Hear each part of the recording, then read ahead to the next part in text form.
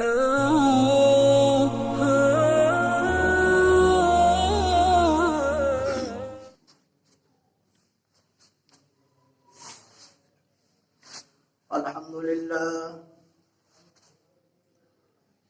لله نحمده ونستعينه ونستغفره ونؤمن به ونتوكل عليه ونعوذ بالله من شرور أنفسنا ومن سيئات أعمالنا من يهده الله فلا مضل له ومن يضلل فلا هادي له ونشهد أن لا إله إلا الله وحده لا شريك له ونشهد أن محمدا عبده ورسوله أما بعد فأعوذ بالله من الشيطان الرجيم بسم الله الرحمن الرحيم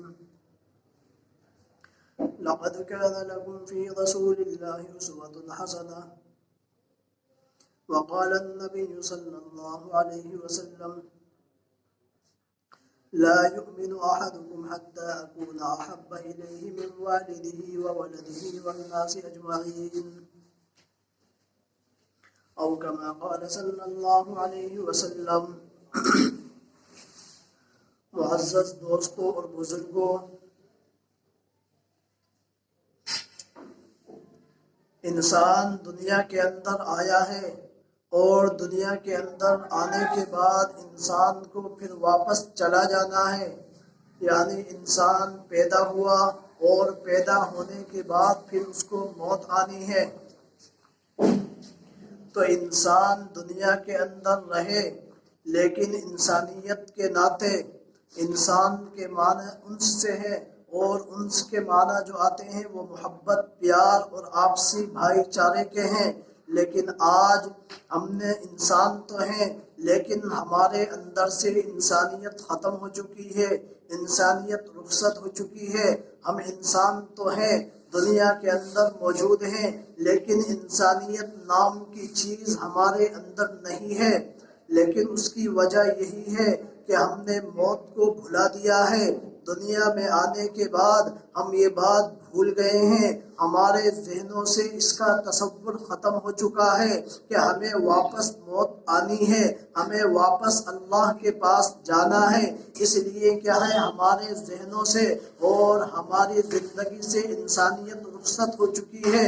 اس کی وجہ یہی ہے کہ بندہ جب موت کو بھولا دیتا ہے، موت کو بھول جاتا ہے، تو پھر وہ جو چاہے کرتا ہے.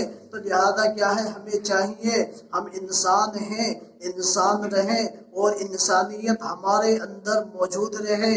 اور یہ انسانیت کیا چیز ہے میرے دوستوں اور بزرگوں؟ اٹھائیے صحیح البخاری کو، سب سے پہلی روایت باب کیف کان بدء الخلق رسول اللہ صلی اللہ علیہ وسلم کو کھولیے. بخاری کا کیا ہے، سب سے پہلی روایت اور دوسرا صفحہ موجود ہے. اس روایت کے راوی حضرت عائشہ صدیقہ رضی اللہ تعالی عنہا ہے. وہ کیا ہے، روایت نقل کرتی ہیں نبی کریم علیہ السلام کے پاس جب سب سے پہلی وحی نازل ہوئی ہے، تو لہذا وحی نازل ہونے کے بعد آپ کے پاس سب سے پہلے 5 آیات لے کر کے جبرائیل امین تشریف لائے اور آپ کو نبوت کے تاج پہنا دیا گیا. اقرأ بسم ربک الذی خلق خلق الانسان من علق اقرأ وربک الاکرم. یہ تو لہذا اقرأ بسم ربک الذی خلق سے لے کر کے 5 آیات تک کیا ہے، سب سے پہلی وحی نازل ہوئی ہے. تو آپ علیہ السلام کے پاس جب یہ وحی نازل ہوئی، وحی کا نزول کا سلسلہ شروع ہوا، آپ کو نبی بنا دیا گیا، آپ کو رسالت کا تاج پہنا دیا گیا. تو لہذا آپ علیہ السلام گھبرا گئے اور ڈر گئے. تو لہذا ام المؤمنین حضرت خدیجۃ الکبریٰ رضی اللہ تعالی عنہا کے پاس آئے. یہ کون ہے؟ یہ آپ علیہ السلام کی غمگسار بیوی ہیں، آپ علیہ السلام کی بیوی اور زوجہ محترمہ ہیں، میری اور آپ کی ماں ہیں حضرت خدیجۃ الکبریٰ رضی اللہ تعالی عنہا. آپ نے آ کر کے فرمایا کہ کیا ہے، میں ڈر گیا ہوں، مجھے کیا ہے اس طریقے سے حادثہ پیش آیا ہے. حضرت خدیجۃ الکبریٰ رضی اللہ تعالی عنہا نے کیا ہے 5 جملے ارشاد فرمائے ہیں۔ وہ 5 جملے کیا ہیں؟ کلا واللہ لا یخزیک ابدا، کہ ہرگز ایسا نہیں ہو سکتا، اللہ آپ کو کبھی رسوا نہیں کر سکتا۔ اس کے بعد 5 الفاظ حضرت خدیجۃ الکبریٰ رضی اللہ تعالی عنہا نے ارشاد فرمائے ہیں، انک لتصل الرحم وتحمل الکلا وتکرم الضیف وتکسب المعدوم وتعین علی نوائب الحق۔ یہ 5 جملے حضرت خدیجۃ الکبریٰ رضی اللہ تعالی عنہا نے ارشاد فرمائے ہیں۔ تو لہذا فرمایا کہ آپ کیا ہے، صلہ رحمی کو جوڑتے ہیں، صلہ رحمی کا خیال کرتے ہیں، رشتہ داروں کے جو حقوق ہیں ان کے ساتھ جس طریقے سے پیش آنا چاہیے وہ تمام کی تمام چیزیں آپ انجام دیتے ہیں۔ کلا اس لیے آپ کو اللہ رسوا نہیں کر سکتا ہے۔ وَتَحْمِلُ الْكَلَّ، اور آپ کیا ہے، غریبوں کے بوجھ کو اٹھاتے ہیں، جو اس لائق نہیں ہوتے ہیں کہ وہ کیا ہے اپنی زندگی گزر بسر کر سکے، تو لہذا ان کے کیا ہے بوجھ کو آپ اٹھا لیتے ہیں۔ وَتُقْرِئُ الضَّيْفَ، اور آپ کے پاس اگر کوئی مہمان آئے تو لہذا آپ اس کی مہمانداری کے اندر ذرہ برابر بھی کوئی شکایت نہیں چھوڑتے ہیں، کوئی ایسی چیز کیا ہے کمی باقی نہیں رہتی ہے جس کی وجہ سے کیا ہے اس کے کیا ہے خیالی کے اندر کوئی حرف اور نقص آئے، تو لہذا آپ اس کا بھی مکمل طور سے خیال کرتے ہیں۔ وَتُكْسِبُ الْمَعْدُومَ، اور جو کمانے کے لائق نہیں ہوتا ہے آپ اپنی کمائی سے، آپ اپنی جیب سے کیا ہے اس کے خرچ کا انتظام کرتے ہیں۔ وَتُعِينُ عَلَى نَوَائِبِ الْحَقِّ، اور کیا ہے آپ کیا ہے اگر کوئی کیا ہے حق کے راستے کے اوپر ہے، حق کے اندر اگر کسی کی مدد کرنے کی ضرورت پیش آ جائے تو آپ اس کی کیا ہے مدد کرتے ہیں، دل اور جان کے ساتھ کیا ہے انصاف کے ساتھ اس کے کیا ہے حق کو دلا دیتے ہیں۔ یہ 5 صفات آپ کے اندر موجود ہیں اور یہ 5 صفات وہ ہیں، تو لہذا اس کی وجہ سے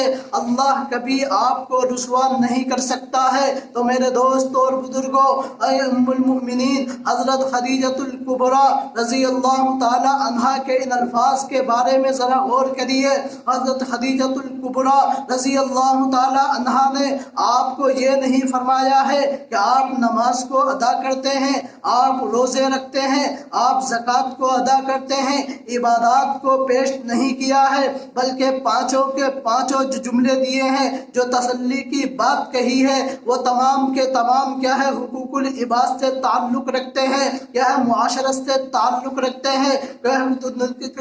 شریعت کا پورا حصے کو اٹھا لیجئے، 20% احکام وہ ہیں جن کے اندر کیا ہے نماز اور عبادت کا حکم دیا گیا ہے، اور 80% حکم وہ ہیں جن کے ساتھ معاشرت کا حکم دیا گیا ہے۔ لیکن آج ہمارے سماج کے اندر اچھے خاصے دیندار لوگ کیا ہے 20% کے اوپر محنت کرتے ہیں، دل و جان کے ساتھ کیا ہے ان کو کیا ہے انجام دیتے ہیں، لیکن جو 80% شریعت کا حصہ ہے، جو 80% شریعت اور قرآن کا حصہ ہے، جس کو نبی علیہ السلام نے کیا ہے تعلیم کے طور کے اوپر پیش کیا ہے، اس 80% سے میں اور آپ سب کے سب غافل ہیں۔ وہ 80% معاشرت سے تعلق رکھتے ہیں، حقوق العباد سے تعلق رکھتے ہیں، تجارت سے تعلق رکھتے ہیں، گھر کی زندگی سے تعلق رکھتے ہیں، خاوند بیوی کی زندگی، یہ تمام کی تمام چیزیں وہ ہیں جو شریعت کے اندر 80% ہیں، لیکن اس سے ہر ایک غافل ہے۔ آج ہر ایک حقوق کا مطالبہ کرتا ہے کہ مجھے میرا حق ملنا چاہیے، لیکن وہ کبھی حقوق دینے کی بات نہیں کرتا ہے۔ آج جو فساد موجود ہے، آج جو جھگڑا موجود ہے، اس کی وجہ یہی ہے کہ ہم نے کیا ہے حقوق العباد سے غافل ہو گئے ہیں، حقوق العباد کو پس پشت ڈال دیا ہے۔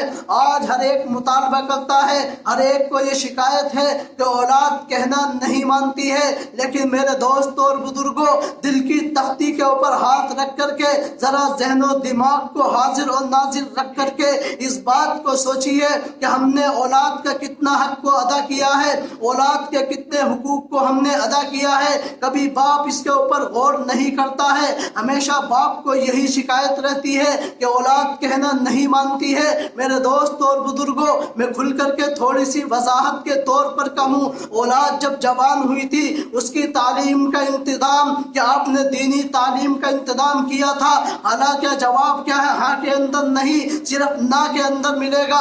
اور آگے چلیے، جب اولاد کی شادی کی بات آتی ہے، کتنا شریعت کا آپ نے خیال کیا تھا کہ اس باپ کے بارے میں باپ کہہ سکتا ہے کہ میں نے شریعت کے طور کے اوپر اولاد کی شادی کی تھی؟ کبھی ہاں کے اندر جواب نہیں ملے گا، صرف نہ کے اندر جواب ملے گا۔ جب ان تمام چیزوں کے اندر آپ نے کیا ہے اولاد کے حق کو کھایا ہے، جب حق کو کھا لیا ہے تو اولاد بڑی ہوگی، بڑی ہونے کے بعد وہ باپ کا کہنا کیوں مانے گی؟ کیونکہ سب سے پہلا جو حق غصب کیا ہے وہ باپ نے غصب کیا ہے۔ اولاد کی باری تو بعد میں ہے، پہلے باپ کی ذمہ داری ہے وہ اولاد کی صحیح تربیت کرے، صحیح رہنمائی کرے، دینی تعلیم کا انتظام کرے، شریعت کے مطابق شادی اور بیاہ کرے۔ وہ تمام کی تمام رسومات کیا ہے اس کے اندر باپ بڑا خوش ہوتا ہے۔ اگر باپ سے کہہ دیا جائے اس شادی کے اندر ڈی جے کیوں بج رہا ہے تو باپ فوراً جواب یہ دیتا ہے ارے اولاد کہنا نہیں مانتی ہے،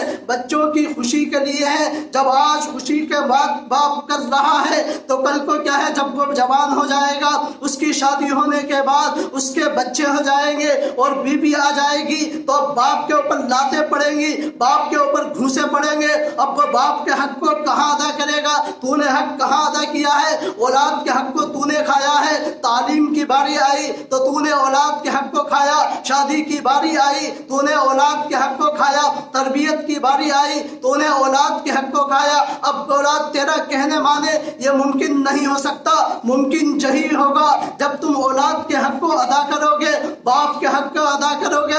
باپ کے حق کیا ہے؟ باپ کا حق یہ ہے اولاد کی صحیح ترجمانی کرے، صحیح رہبری کرے، صحیح کیا ہے اس کو سیدھی راہ کے اوپر لائے۔ اگر کوئی کیا ہے زمین کا مسئلہ آتا ہے، اگر 1-2 انچ کا معاملہ ہے لیکن وہ زمین ذاتی نہیں ہے، کسی غیر کی زمین ہے، اولاد کے ساتھ باپ کھڑا ہو کر کے اس زمین کے اوپر غاصب ہو جاتا ہے تو میرے دوستوں اور بزرگوں کان کھول کر کے سن لو، نبی کریم کا فرمان موجود ہے من اخذ شبرا من الارض بغیر حق، جس نے ذرہ برابر بھی کیا ہے ایک بارش زمین بھی کیا ہے اگر 1 انچ زمین بھی کسی نے کسی غیر کی حق کی غصب کر لی ہے، بغیر کسی حق کے اس زمین کے اوپر قبضہ کر لیا ہے جو اس کی ذاتی زمین نہیں ہے، کسی غیر کا حق ہے، یا سرکاری زمین ہے یا کوئی اور چیز ہے لیکن وہ اس کی ملکیت کے اندر نہیں ہے، بغیر حق، بغیر حق کے اس نے قبضہ کر لیا ہے، یطبق اللہ یوم القیامت، اللہ رب العزت والجلال کل قیامت کے دن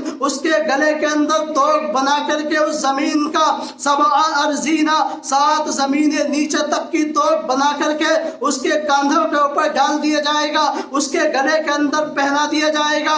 آج یہ حال ہمارے معاشرے کے اندر ہے، ہماری سوسائٹی کے اندر ہے، ہمارے سماج کے اندر ہے، چھوٹے بچے سے لے کر کے کیا ہے اور بڑے بوڑھے تک کا تمام کا یہی حال ہے، ایک دوسرے کے حق کو غصب کرنے کے اندر لگا ہوا ہے۔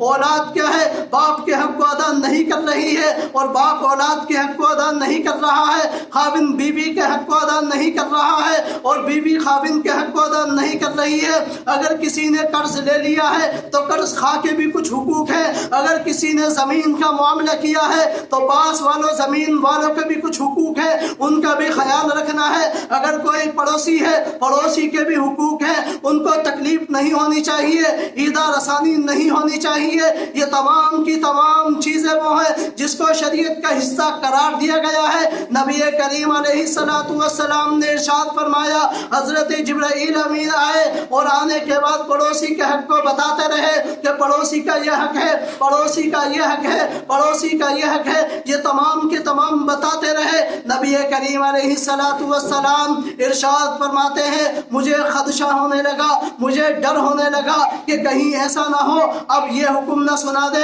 کہ پڑوسی کو بھی کیا ہے تیری میراث میں سے حق دے دیا جائے گا، لیکن پڑوسی کے میراث کے بارے میں نہیں کہا ہے تو پڑوسی کا بہت بڑا حق ہے، اس کو تکلیف نہیں ہونی چاہیے، ایذا نہیں پہنچنی چاہیے، اس کے دل شکنی نہیں ہونی چاہیے۔ جیسے آپ اپنے حقوق کا خیال کرتے ہیں جو آپ کے پڑوس میں حق میں رہنے والے ہیں، چاہے وہ مسلمان ہو، چاہے وہ غیر مسلم ہو، چاہے وہ ایمان والا ہو، چاہے وہ غیر ایمان والا ہو، हर एक के हुकूक है शरीयत के अंदर बता दिए गए हैं। तो लिहाजा तमाम की जिम्मेदारी ये है उन तमाम चीज़ों का ख्याल करे। सड़क के भी कुछ हुकूक है, सड़क के भी तमाम के हुकूक हैं, उनके बारे में भी शरीयत के क्या है सीधे के सीधे अहकामात मौजूद हैं। हर एक की पासदारी की जाए, तमाम हुकूक को जवाब अदा करने वाले बन जाएंगे तो आपका हक खुद बखुद मिलता चला जाएगा।